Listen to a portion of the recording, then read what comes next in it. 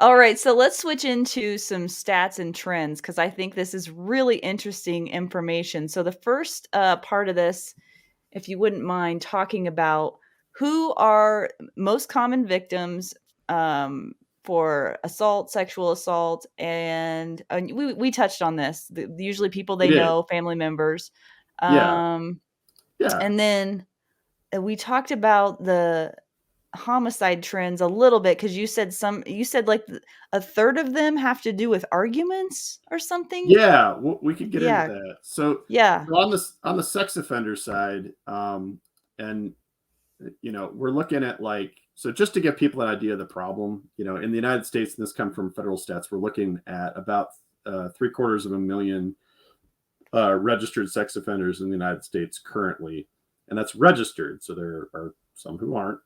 Um, of those, about 250,000, so a third of those, are actively supervised. And so that's something that not a lot of people understand, that just because you're registered does not mean anybody's looking into you in the slightest bit, other than if you disappear and don't register your address, someone will, that's a felony and it will eventually catch up to you. Mhm. But nobody's coming and checking on those guys on the regular, the majority of even the known sex offenders. Now, there's some good news, which is that of the known sex offenders, there's a federal study over like a 10-year period on almost every released sex offender in the United States. It was like 3/4 of them, basically. And it looked at all of them, and it looked at recidivism rates, so how they reoffended. And known sex offenders who are registered have the lowest reoffense rate while they're being monitored of any other crime except murder. Hmm. So now that doesn't mean it's zero, because it's not. But the reason I'm saying this is that a lot of people freak out when they get flyered because they get hey, the sex offenders in the neighborhood. And yeah, that's good information. Don't send your kids over there, and if they have, that person shouldn't be answering the door on Halloween, stuff like that. But that's probably statistically not the problem that you're going to have to worry about. It's the person who's registered, or the person who's unknown, frankly, down the street that Mhm. no one's actually caught yet. Right. Um, and that could be someone very close to you, right? Um, so then usually I mentioned that, it's like 1 out of 5 women sexually assaulted as a child, 2 out of 5 women sexually assaulted by adulthood in the United States. These are current stats. 2 out And of 5, you said? 2 out of 5. And that comes from Wow. costs from 1993, Cost and Harvey, and a bunch of other studies.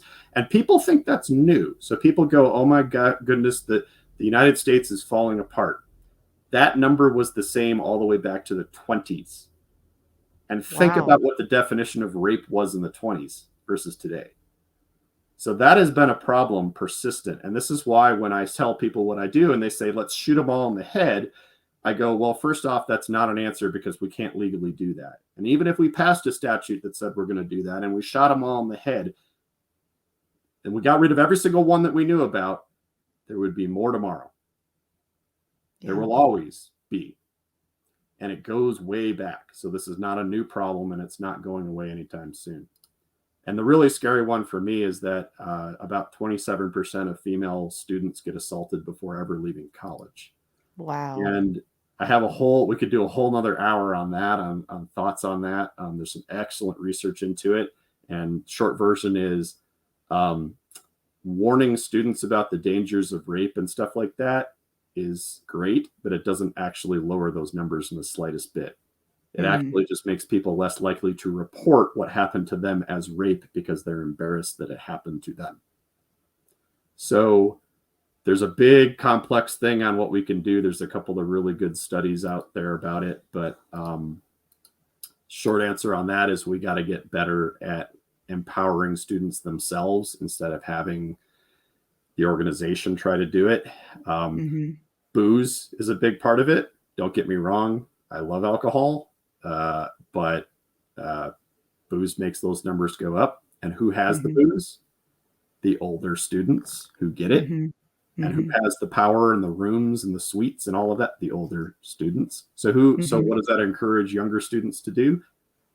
Hang out with the older students. You get the idea. Yeah. Um, So there's some design stuff in that's part of college. We just look at it as the college experience, but it doesn't help. Other stuff, victims. So looking at my last 3 years or so of cases and anonymizing the data, of my victims in those cases, 5 cases had no direct victim. It was distributing child porn, not creating it. So no identifiable. 23 of those were younger than 13.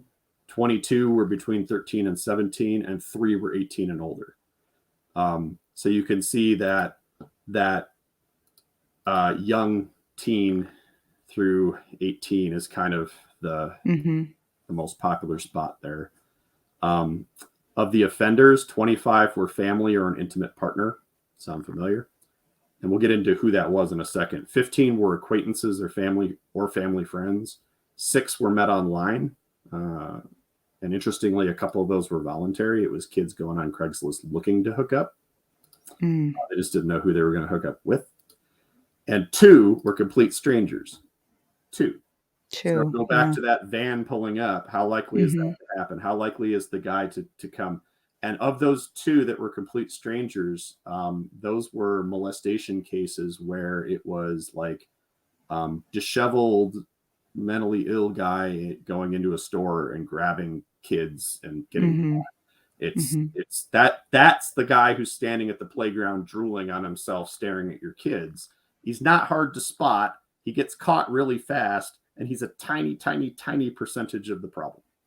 Yeah. Who does offend? Well, we'll talk about location first. So 30 of them happened at home, inside the home, the victim's home. 15 were at a family member or friend's house. 2 were in the offender's car, and 1 was in public. And that was one of those grab and store cases. So where's the problem at? Your home and your family's home and your friends' homes, right? So what do we do about it? Well, sorry, I skipped ahead here to my stats. What do you think the number 1 offender was? So we're probably guessing family, right? Who do you think the number 1 offender was out of all my cases?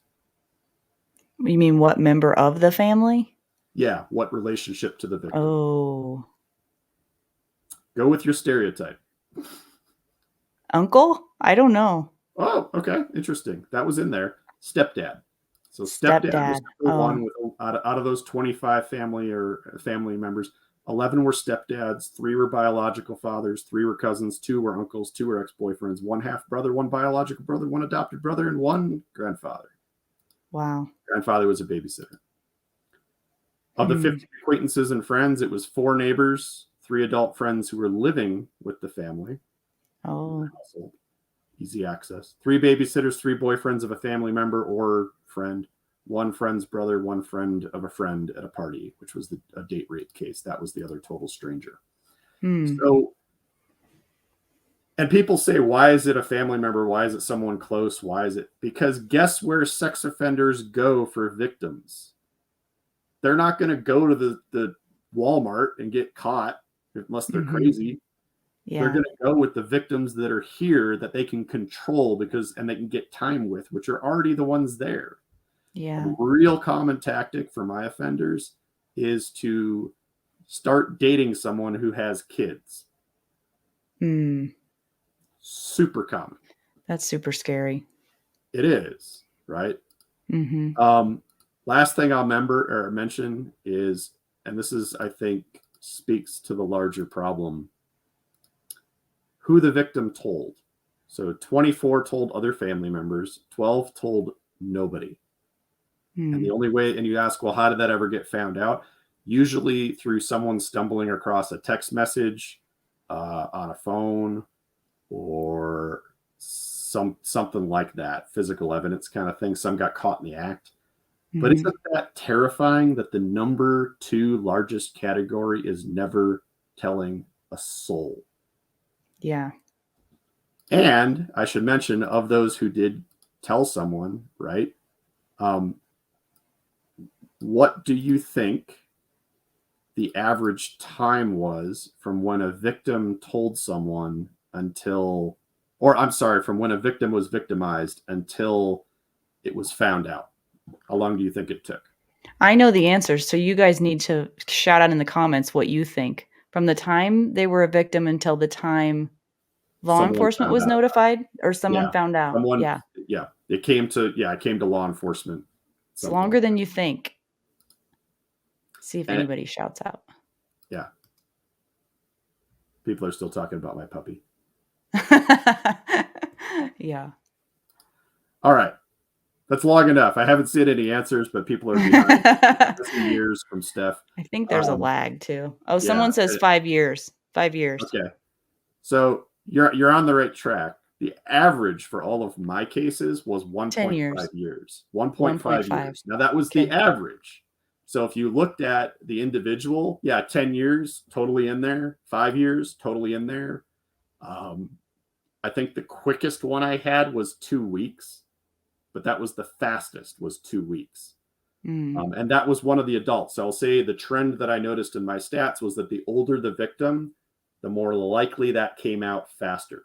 The younger the victim, the more likely it was Oh. 10, 15 years, something like that, right? Or, or longer.